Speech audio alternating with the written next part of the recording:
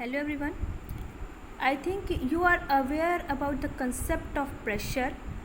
Now, do you know that like solid, fluids also exert pressure.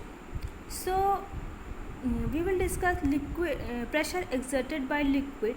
Now, you must have felt when mug is pushed into a bucket full of water. The mug resists being pushed down into the water due to the upward pressure exerted by the water on the mug. So, we will discuss let us find pressure exerted by liquids. Consider 2 points. Actually, these are the characteristics of liquid pressure. First is liquid pressure acts equally in all direction, and second is liquid pressure increases with depth. Now to understand this, let us understand the first point. Liquid pressure acts equally in all directions. Now take an empty bottle, empty plastic bottle or any cylindrical container. Now what we will do, we will just drill holes all around, okay, and make sure that all the holes are at same height from the bottom, okay. Now you will have to fill the bottle with water. Suppose we have filled this bottle with water, okay, there is water inside it, okay. We will observe that the water coming out from each of the holes falls around the same distance from the bottle, like this.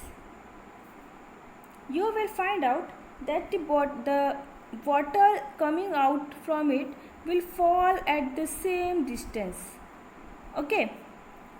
So if it is falling out at the same distance, that means there is equal pressure on every hole, or that is you can say on every part of the liquid if they are on same level.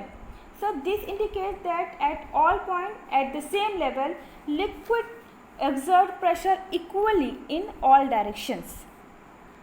Our next point is liquid pressure increases with depth. What it means the more deeper we go, the more pressure we will observe. Now to understand this, let us see this example. We will just again we will take a plastic bottle, and we have to understand that if liquid pressure increases at depth, means we have to make some holes at some different heights. Drill some holes at different level of the liquid.